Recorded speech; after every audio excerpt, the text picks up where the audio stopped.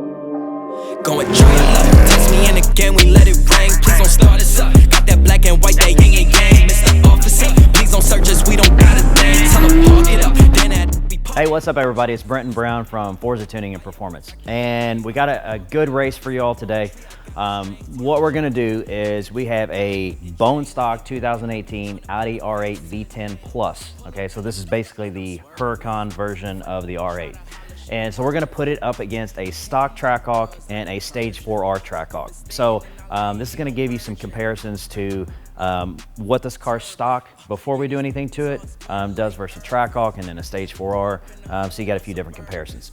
One other thing before we get to the race, a lot of you all watch our videos but are actually not subscribed to the channel. So please hit the subscribe button, that way you get notified whenever we release a video. We'd really appreciate it. So let's get going.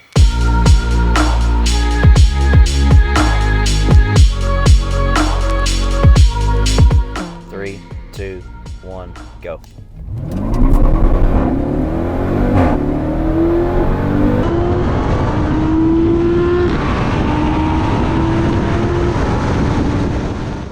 Okay, so we just got back from racing the stock Trackhawk versus the Audi R8 V10 Plus. So I really wasn't sure what to exactly expect here. So I'm kind of, the R8 is naturally aspirated V10 engine. Obviously the Trackhawk is supercharged. There's a huge aerodynamic and weight difference, obviously totally different vehicles. But so from anything besides a dead stop, the R8 pretty much destroyed the stock Trackhawk. We tried all the way down from we tried like 60 roll down to almost like 25, 30 roll. Immediately the R8 just pulls on it right from the get-go. So I was a little bit surprised at that, seeing as how the Trackhawk has a supercharger and the Audi R8 is naturally aspirated. But again, it's kind of hard to tell. It's such a different, two totally different vehicles like that. So we did obviously race them from a dead stop, and that's where the Trackhawk does shine. It did jump ahead of it. So I was driving the Trackhawk. So I think that the R8 at about 30 miles an hour was gaining ground, but at the point that the R8 will actually pass the Trackhawk up is somewhere between 60 and 65 mile an hour. So didn't really know what to expect.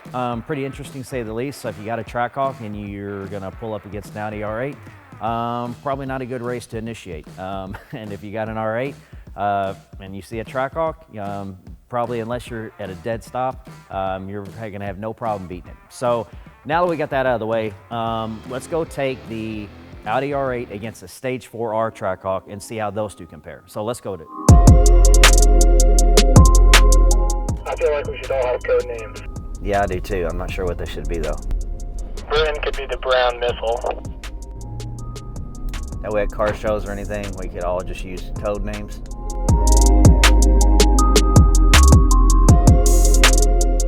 Three, 2, 1, go.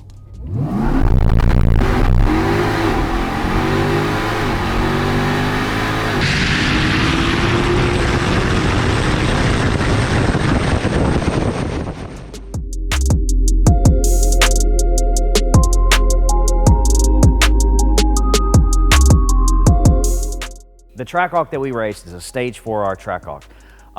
Pretty much our standard build. It does have some upgraded components. It's got all billet rear suspension, some billet stuff in the front. It's got the 2-piece rear diff brace. So nothing that's gonna make it like drastically faster than our regular standard package. Okay, just some nice add-on features. The Trackhawk obviously beat the R8. I don't wanna say it like destroyed it per se. I mean, it beat it by a pretty fair margin. Probably the biggest disadvantage to the Trackhawk that we raced were the 22-inch wheels. So it's got 22-inch Vossen wheels, and it's just really hard to get a sticky tire in a 22-inch rim size. So that's why a lot of guys will stick with 20-inch, because you can get a drag radius on a 20. Once you get above a 20, it gets very hard to find a sticky tire, so you get more of an all-season tire. So the Trackhawk, it did beat it by a fair margin, but you have to take into account that that Trackhawk was probably spinning till at least 60 miles an hour. It's spinning all 4 wheels. So if we had had a different wheel and tire package on the same truck, say a set of 20s with drag radials, or especially something like a 17-inch rear weld or something, I think that the difference would be very, very dramatic. So the R8 had no traction issues at all. So all the stuff you saw, and by the way, so all the different runs were done with the Trackhawk in track mode, and then the R8 in its fastest drive mode. So we never did launch mode in either vehicle, because when we're doing this, the stock Trackhawk, that's kind of our initial test drive. That vehicle just got dropped off. So we do an initial drive with every single vehicle to make sure that there's no noises, vibrations, or any other issues before we start working on it. So for that purpose, we don't put customers' cars in launch mode to test them out. It's just unnecessary, and honestly, it's irresponsible. There's no need for it. So just to keep the test comparable, there's no launch mode. We just kind of went from a dead stop and went wide open throttle. So that's kind of it. Kind of, what I expected a little bit. I got to say the stock Trackhawk, I thought it would do probably a little bit better, but again, it's kind of hard to say. I didn't really have any concrete expectations. Okay, so that about wraps up the race. Again, thanks for watching. Hope you liked the video. If you did, hit the thumbs up. If you like our videos and you watch, please make sure to hit the subscribe button. Again, like I said, I reiterated, we get a ton of people that view all the videos, but they don't subscribe to the channel. So if you subscribe, that helps YouTube know that you all are interested in the videos, and will help prioritize them and help our channel grow. So again, thank you for all the support. We greatly appreciate it. Hope you liked the video, and see you again next time.